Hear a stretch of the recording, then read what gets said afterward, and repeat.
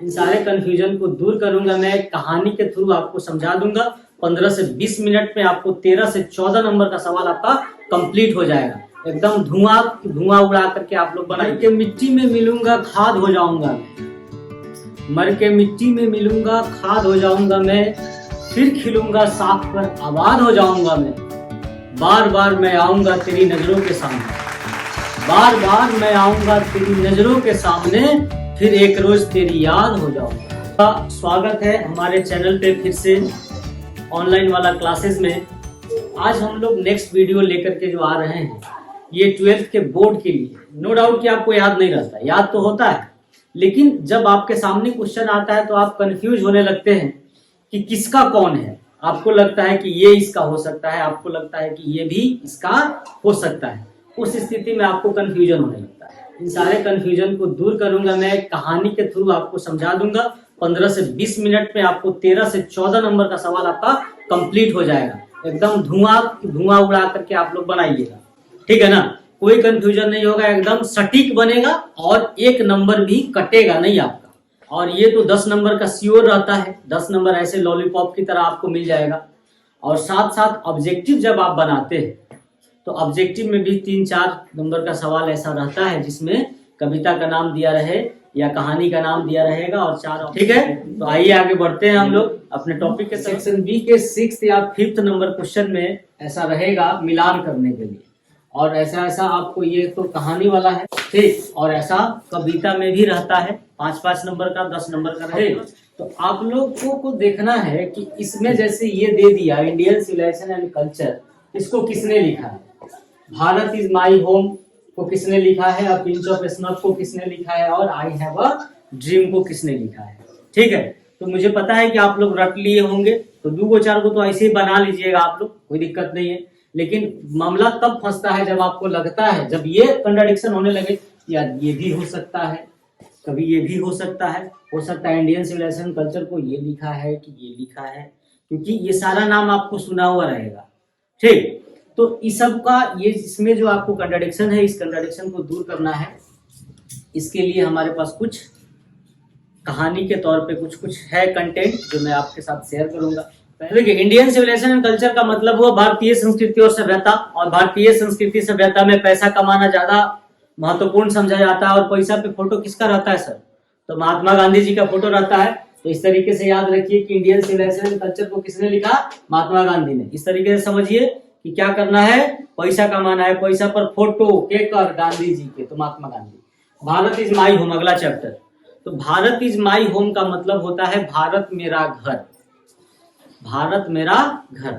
अब आप पूरे कविता सेक्शन से देखें या कहानी सेक्शन से देखें, ठीक है ना, पूरा देखते हैं तो पूरे कहानी 21वें चैप्टर में एक ही ऐसे राइटर मिलेंगे जो मुस्लिम है, ठीक है। कौन, डॉक्टर जाकिर हुसैन साहब, ठीक है ना।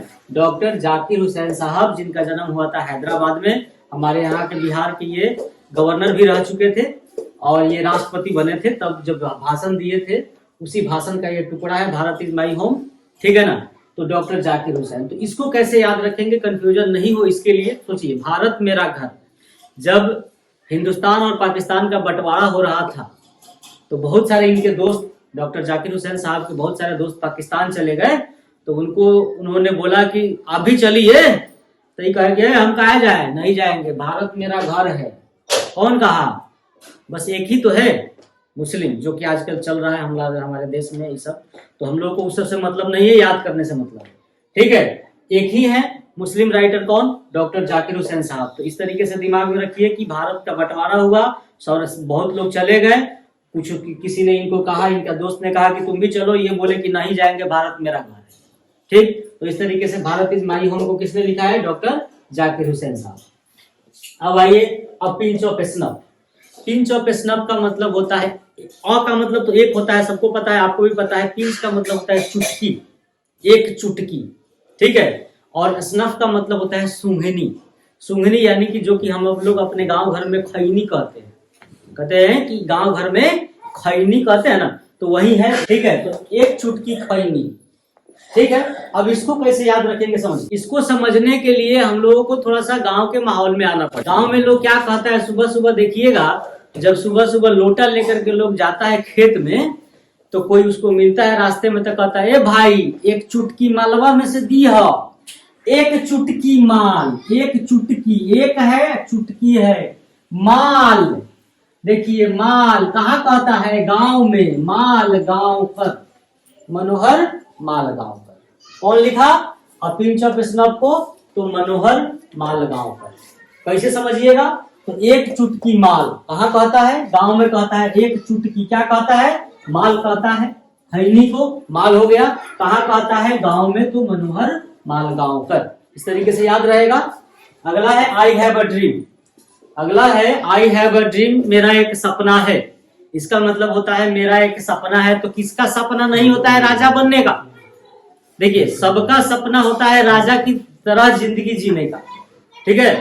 तो राजा की तरह जिंदगी, मेरा एक सपना है क्या, राजा की तरह जिंदगी जीने का। तो देख लीजिए किस नाम में राजा किंग लगा हुआ है, किस नाम में आप देख लीजिएगा। जैसे आपको ड्रीम दिखे तो सपना, सपना मतलब सपना है राजा बनने का, तो राजा मतलब किंग। देख लीजिए किस जिसके भी नाम में किंग लगा हुआ दिख जाए वही उसका राइटर हो जाएगा। यानी कि आई हैव अ ड्रीम को लिखा किसने, मार्टिन लूथर किंग जूनियर ने, ठीक है। तो इस तरीके से इस कहानी के माध्यम से आप लोग याद करने का कोशिश करिए। आगे और बताते हैं।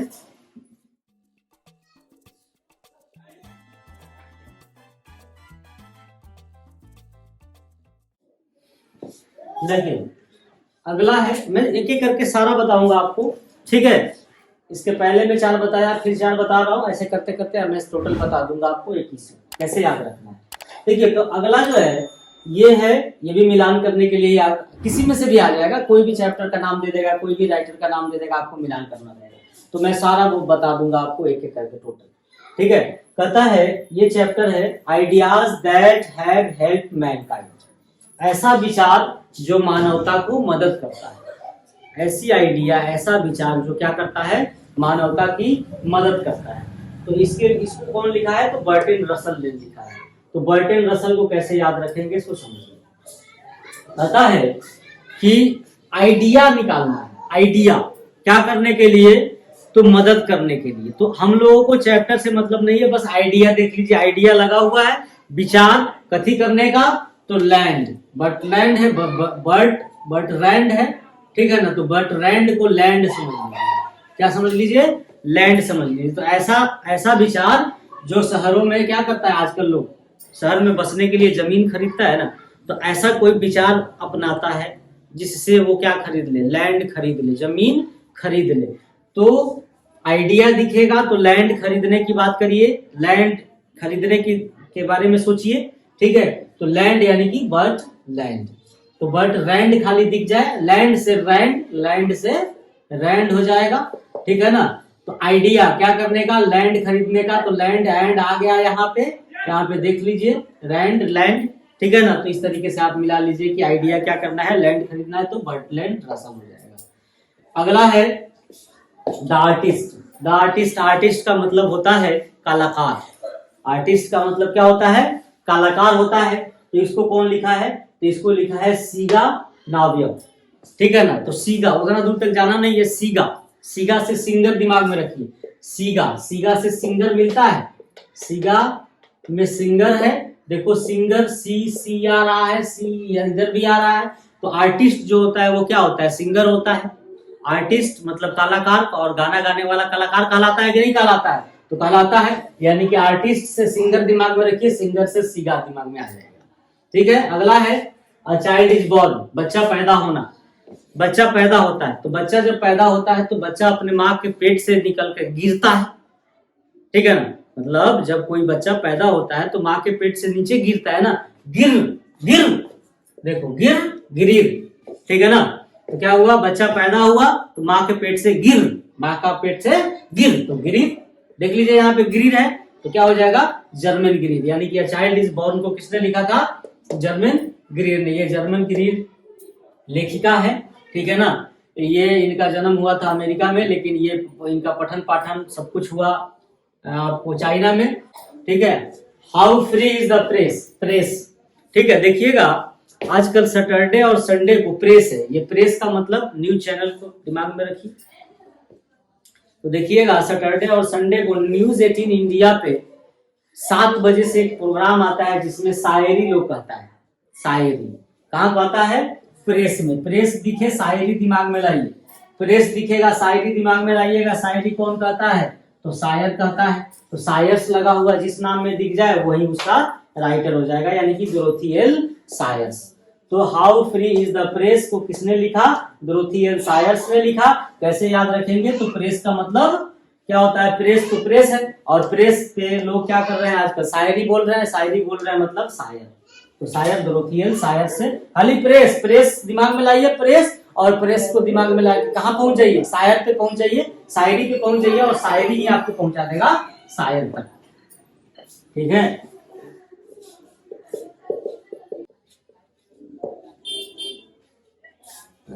इसको देखिए, इसको याद करने के लिए कैसे करते हैं? देखिए, ये दिया हुआ है दर्द। दर्द का मतलब क्या होता है? धरती।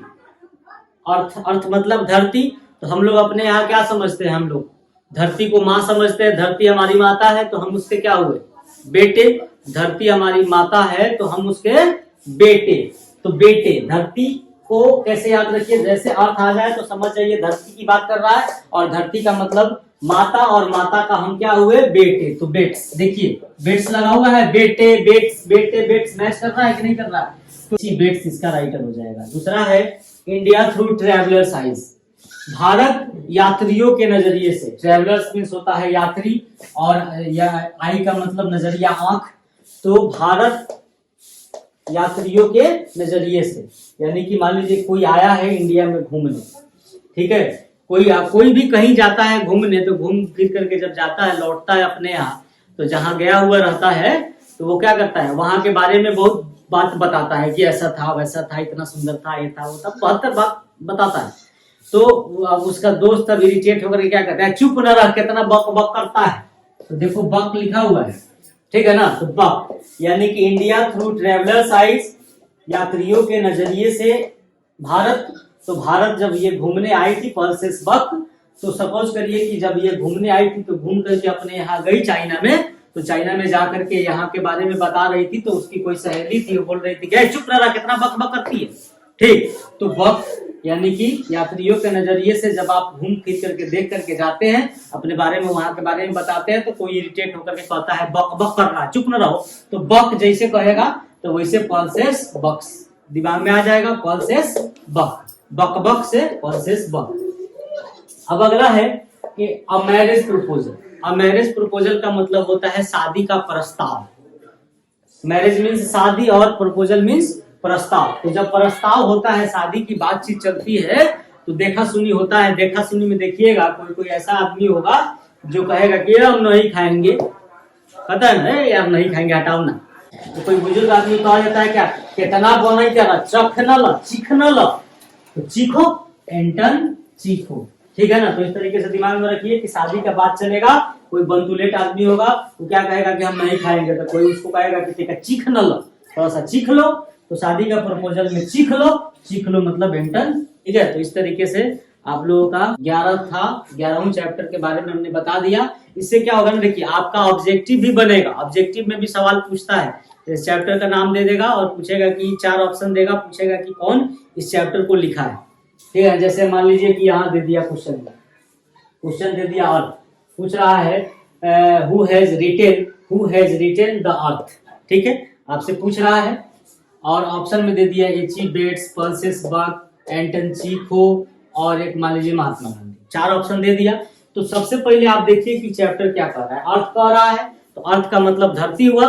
तो धरती में क्या समझे आप, धरती हमारी माता है, तो हम उसके क्या हुए, बेटे। तो चारों ऑप्शन में देख लीजिए कि बेट्स वाला कौन है, तो बेट्स वाला ये वाला ऑप्शन है, तो इस पे आंसर करके जाइए आप, आपका 1 नंबर पक्का है, ठीक है ना? तो ऐसे ऐसे आगे आपको मिलेगा ऑब्जेक्टिव में भी और मिलान करने वाले में। 5 नंबर में इधर से रहेगा कहानी के तरफ से, और फिर 5 नंबर मिलान रहेगा कविता के तरफ से, ठीक है?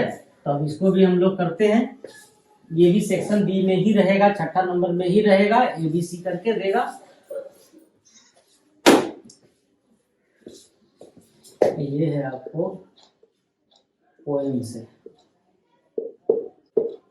देखिए पोएट्री सेक्शन से भी ऐसे ही सवाल आता है, उसमें भी ऐसे मिलान करने के लिए आएगा, और ऑब्जेक्टिव में भी क्वेश्चन आएगा कि किसको किसने लिखा। जैसे पूछेगा आपसे कि sweetest love I do not go का राइटर कवि कौन है, पोएट कौन है, ठीक है। तो ये मान लीजिए चारों ऑप्शन दे दिया, John Donne, Walt Whitman, W.H. Auden, John Keats, ठीक है। तो जब आप इस तरीके से इस कहानी के माध्यम से याद करे रहेंगे तो आपको कंफ्यूजन नहीं होगा, और जब आप ऐसे याद करेंगे तो हो सकता है कि आपको कंफ्यूजन हो जाए, ठीक है। तो देखिए कि कैसे याद करते हैं। ये इसमें कहता है sweetest love I do not go, ठीक है। Sweetest love I do not go chapter का नाम है। इस चैप्टर में जॉन डोनी जो है बताते हैं अपने वाइफ से दूर जाते हैं जर्मनी, छोटा छोटा ट्रिप, कॉन्टिनेंटल ट्रिप पे जाते हैं, ठीक है ना, छोटा छोटा ट्रिप पे जाते हैं। तो ये बताते हैं कि उनकी वाइफ जब ये जाते हैं तो उनकी वाइफ जो है रोती है बहुत ज़्यादा इनको याद करके। तो वो बताते हैं कि देखो ये जो छोटी छोटी जुदाई है ना, यह जुदाई तुम्हें ये बताता है, तुम्हें ये परिपक्वता ला रहा है तुम्हारे लिए, तुम्हारे लाइफ में, या फिर ये तुम्हारे लिए रिहर्सल है कि जब मैं कंप्लीटली तुमसे जुदा हो जाऊंगा, यानी कि जब मेरी मौत हो जाएगी तब तुम अपनी जिंदगी को कैसे जियोगी, वैसा रिहर्सल मैं अभी धीरे धीरे तुमसे करा रहा हूँ। मतलब जॉन डोनी जो है ना अपने वाइफ को बहुत प्यार करते हैं और इसी अपने वाइफ के लिए ही यह कविता लिखे हुए हैं, sweetest love I do not. तो कहता है कि स्वीटेस्ट लव, देखिए यहाँ पे एक टर्म है लव। लव का मतलब क्या होता है? प्यार। लव का मतलब प्यार। तो आप बताइए कि प्यार करने के लिए दो लोग चाहिए, कौन कौन? तो ऐसे याद रखिए, जोनिया डोनिया, जोनिया डोनिया। प्यार जहां दिख जाए, लव जहां दिख जाए, समझ जाइएगा कि दो लोग चाहिए, कौन कौन? तो जोनिया डोनिया। जॉन डोनी इसका नाम है, कंप्लीट नाम है जॉन डोनी, लेकिन एक को समझ लीजिए ये जॉन है और ये डोनी उसकी वाइफ है, हालांकि उसके वाइफ का नाम, ठीक है ना, ये भी ऑब्जेक्टिव में आता है कि जॉन डोनी के वाइफ का नाम क्या था, तो एनी था, ठीक है ना।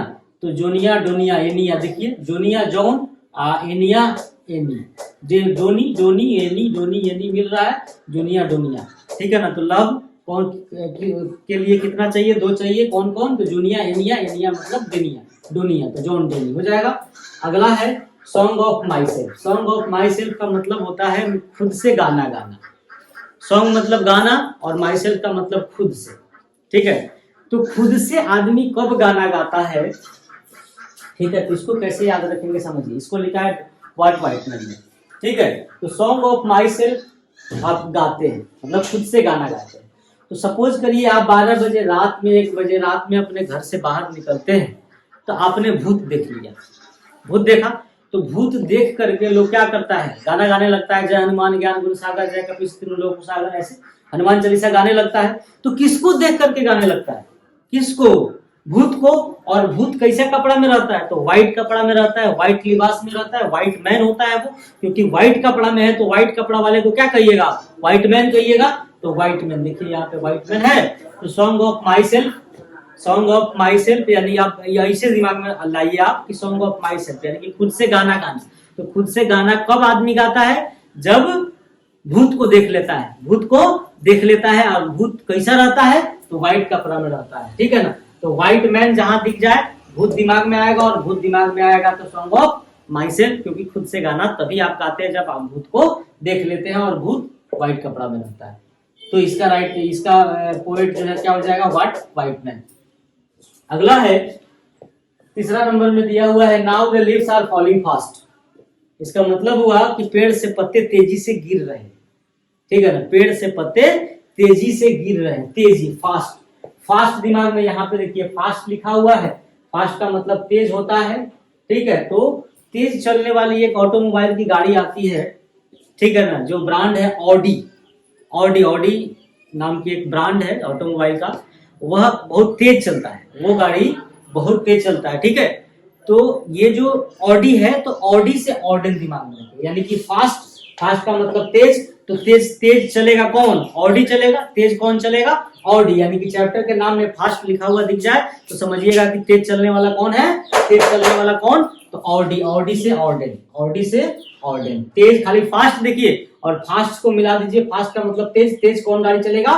तो ऑडी चलेगी, ऑडी से ऑर्डन हो जाएगा। ये है ऑटम। तो ऑटम, ऑटम मीन्स होता है पतझड़। पतझड़ का मतलब होता है कि पेड़ से पत्ते गिरना, पेड़ से पत्ता गिर करके टूटता है, ठीक है ना। पतझड़, पतझड़ में क्या होता है? पत्ता जो है पेड़ से टूटता है, गिरता है। तो टूटेगा, गिरेगा, तो गिरने के बाद जब बारिश होगी, उसमें बारिश होगी तो वो सड़ेगा, सड़ेगा तो उसमें क्या लग जाएगा, कीट लग जाएगा।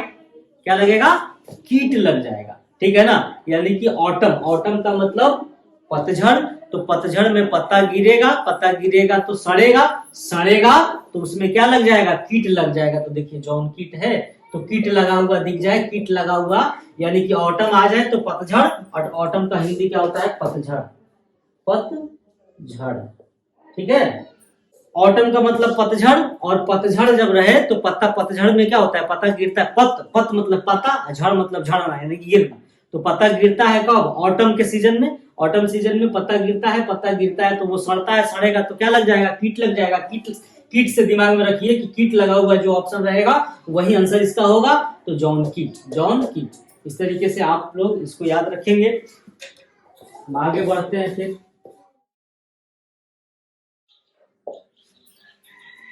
इसको देखिए, ये है, इसमें है अगला एन एपिटाफ। एपिटाफ का मतलब होता है स्तूप। स्तूप देखते होइएगा आप लोग मूवी वगैरह में, जब कोई क्रिश्चियन में मर जाता है, तो मर जाता है तो उसको जब वहां पे वो दफना देगा, तो दफनाने के बाद उसके ऊपर एक बना देता है ऐसे चबूतरा टाइप का, उसी को बोलते हैं स्तूप। तो स्तूप यानी कि इपिटाफ, इपिटाफ बनेगा कब, जब मरेगा तो मरे, मरे, यहाँ पे मरे लगा हुआ है तो इपिटाफ मतलब मर गया तो उस पे इपिटाफ बना। तो इपिटाफ आदमी कब बनाता है, जब उस पे मर जाता है, मर गया। देखिए नाम में जहां मरे लगा हुआ दिख जाए समझ जाइएगा कि वही उसका पोएट है, ठीक है। यानी कि एपिटाफ दिया रहेगा और पूछेगा आपसे, 4 ऑप्शन दे देगा, जैसे वाटर डीला मेयर दे दिया, रपर्ट ब्रूकेट, टी.एस. इलियट और केकियन दारूवाला, इसमें से चारों में से कौन है, तो आप पहचानिए। वहां पे एपिटाफ है, एपिटाफ का मतलब स्तूप होता है। स्तूप कब बनता है, जब कोई मर जाता है। हालांकि इस कहानी में, सॉरी कहानी बोल रहे, इस कविता में ये इसी बात का चर्चा है कि एक पूरे यूरोप की सबसे सुंदर औरत होती है, ठीक है ना, वह औरत मर गई होती है और इसी एपिटाफ के नीचे वो दबी होती है, ठीक है ना, मतलब उसके नीचे उसको दफनाया गया होता है। तो कवि जो है ये वाटर डीलामेयर ये बताते हैं कि पूरे यूरोप की सबसे सुंदर औरत जो है वो आज इस स्तूप के नीचे दबी पड़ी है, मरी पड़ी है। यानी कि सुंदरता कोई बहुत बड़ी चीज नहीं है, ठीक है ना, मतलब आप कितना भी सुंदर रहो, सुंदरता आपका खत्म हो ही जाना है, आज नहीं तो कल, ठीक है। तो इसके बारे में है वहां पे कविता में, अब कविता पढ़ाएंगे कभी तो आपको डिटेल बताएंगे। यहाँ पे देखिए एन एपिटाफ, स्तूप। स्तूप कब बनता है, जब कोई मर जाता है, मर गया, मर जाता है, मरे, तो देखिए यहाँ पे मरे लगा हुआ है, तो ये हो गया आपका आंसर इसका। अब अगला है सोल्जर। सोल्जर का मतलब होता है सैनिक। सैनिक को जब कोई गलत इंसान दिख जाए, कोई आतंकवादी दिख जाए, तो वो क्या करेगा, रपट के मारेगा, ऐसे दिमाग में रखिए। सैनिक का ड्यूटी है कि वो मारेगा, किसको मारेगा, किसी को भी मारेगा जो गलत है, ठीक। जैसे मान लीजिए आतंकवादी है तो आतंकवादी को वो पकड़ के मारेगा, ठीक है। तो आतंकवादी को ऐसे याद रखिए, सैनिक आतंकवादी को मारेगा कैसे, रपट के, ऐसे बोलता है हम लोग, रपट के मार दे, ठीक है ना। तो रपट जैसे सैनिक आ जाएगा तो दिमाग में रखिए कि सैनिक क्या करेगा, रपट के मारेगा, रपट के मारेगा। तो रपर्ट ब्रूकी, यानी कि इसको किसने लिखा है, तो रपर्ट ब्रूकी ने लिखा, ठीक है। ये जो सोल्जर पोएम है, इस पोएम को, ये जो पोएट्री है, इस पोएट्री को लिखा किसने, तो रपर्ट ब्रूकी ने। तो सैनिक सोल्जर क्या करेगा, रपट के मारेगा, तो रपर्ट ब्रूकी, याद रहेगा। अब देखिए अगला है Macavity the mystery cat. Macavity the mystery cat यानी कि एक रहस्यमय बिल्ली है जिसका नाम है मैकाविटी, ठीक है ना, ये पढ़ना है उसमें। तो मैकाविटी यानी कि बिल्ली का नाम है, जो कि क्या है, द मिस्ट्री कैट है, यानी कि रहस्यमयी बिल्ली है। तो जब बिल्ली है तो बिल्ली कैसा रहता है, बदमाश। इसमें जो है ये बिल्ली बहुत बदमाश है, ठीक है। इतना बदमाश है कि कोई भी क्राइम करके वहां से इतना जल्दी रफू चक्कर हो जाता है कि अपने क्राइम का एक छोटा सा सबूत तक नहीं छोड़ता है वहां पे, ठीक है ना। तो इसीलिए इसको बदमाश कहा गया है। तो मैकाविटी द मिस्ट्री कैट यानी कि बिल्ली बदमाश है। बदमाश का अंग्रेजी होता है इडियट, ठीक है। बदमाश का इंग्लिश होता है इडियट। तो इडियट से इलियट में दोनों मैच कर रहा है। देखो खाली डी का फर्क है, बाकी सब चीज सेम है। ठीक है, तो ऐसे याद रखिए, बिल्ली बदमाश थी, कैसी थी? बदमाश थी, इडियट थी, इडियट बदमाश, इडियट, इडियट का मतलब इलियट। तो इडियट जैसे दिमाग में आ जाएगा, अपने आप आपको पकड़ में आ जाएगा कि इलियट है, यानी कि इसको किसने लिखा है? तो टीएस इलियट ने लिखा है। अगला है फायर हाइमन। फायर का मतलब होता है आग। तो देखिए गाँव में जो दारू पी लेता है, दारू पीने के बाद कहेगा कि हम आग लगा देंगे। कौन कहता है आग लगा देंगे? देखिए फायर, फायर का मतलब आग। आग जैसे दिख जाए दिमाग में लाइए कि आग लगाने के बाद कौन करता है? तो दारू पीने वाला। दारू पीने वाला मतलब दारू वाला। दारू वाला, दारू पीने वाला क्या कहलाता है? क्या कहता है? आग लगा देंगे। तो अब ये कोई रूल नहीं है, मतलब परफेक्ट रूल नहीं है कि हम आपको ये बता रहे हैं, ऐसा कुछ नहीं है कि वो आग ही लगाने का बात करेगा, लेकिन ऐसा होता है, याद करने के लिए आपको ये समझाया जा रहा है कि कैसे आप याद करिएगा। तो जैसे फायर, फायर का मतलब आग दिखेगा, आग का मतलब, तो आग की बात करने वाला कौन होता है? दारू पीने वाला। दारू पीने वाला मतलब दारू वाला। तो जैसे देखिए यहाँ पे आग दिख जाए, फायर दिख जाए, तो दिमाग में लाइए दारू, तो दारू से दारू वाला। तो केकीएन दारू वाला इसका पोएट था। इसको किसने लिखा था? फायर हाइमन को केकीएन दारू वाला। तो फायर दारू वाला, ऐसे याद रखेंगे। अब दो बचा हुआ है, इस दोनों के बारे में चर्चा कर लेते हैं। देखिए अगला जो है वो है स्नेक। स्नेक का मतलब होता है सांप।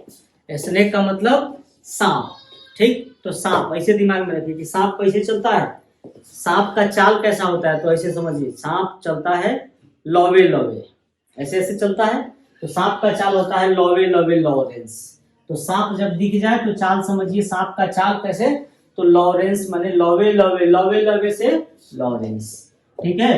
तो सांप जब रहेगा तो समझ जाइए स्नेक रहेगा, तो समझ दिमाग में लाइए सांप का चाल कैसा है? तो लॉवे लॉवे, लॉवे लॉवे मतलब लॉरेंस, यानी कि इसको लिखा किसने? तो डीएच लॉरेंस ने। स्नेक जो पोएम है, इस पोएम को लिखा है डीएच लॉरेंस ने। लॉवे लॉवे दिमाग में रखिएगा, सांप लॉवे लॉवे, लॉवे लॉवे से लॉरेंस पकड़ा जाएगा आपका।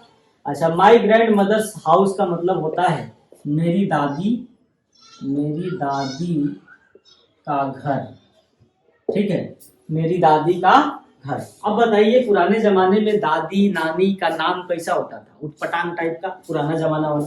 देखिए ना, तो नाम जो भी उटपटांग पुराना जमाना वाला नाम दिख जाए, एगो तो यही है, ये उटपटांग कमला दास, ठीक है ना। अब अगर ट्रिक से इस तरीके से नहीं याद हो रहा है तो इसको नॉर्मली भी याद रख लीजिए, कमला दास। हालांकि कमला पुराने जमाने का नाम है और दादी भी पुराने जमाने की होती है, तो कमला दास से याद रहेगा कि दादी की जब बात करेगा दादी के घर का, तो दादी के घर के जमाने में, दादी के जमाने में कैसा नाम होता है? तो कमला, मंगला, धमला, कुछ भी ऐसा होता है। तो कमला से याद रखिएगा कि ग्रैंड मदर हाउस को किसने लिखा? तो कमला दास ने लिखा, ठीक है। तो इस तरीके से आपका इस पूरे वीडियो को कंप्लीट रूप से देखने पे आपका ये 13 से 14 नंबर का सवाल आराम से बनेगा, कहीं कोई कंफ्यूजन नहीं होगा, ठीक है। और इस तरीके से आप लोगों को एग्जाम के लिए ऑल द बेस्ट, ठीक है। और वीडियो में आप लोग लाइक करिए, सब्सक्राइब करिए, कमेंट करिए, ठीक है। अपना प्यार दुलार बना के रखिए, ताकि हम लोग ऐसे आपके प्यार मिलता रहेगा तो हम लोग मोटिवेटेड रहेंगे, और मोटिवेटेड रहेंगे तो हम लोग काम भी बड़े प्यार से और सतत प्रयास करते रहेंगे कि आपको अच्छा से अच्छा वीडियो ला करके देते रहें, ठीक है ना। Thank you. Please do not forget to like, subscribe and share. Jai Hind.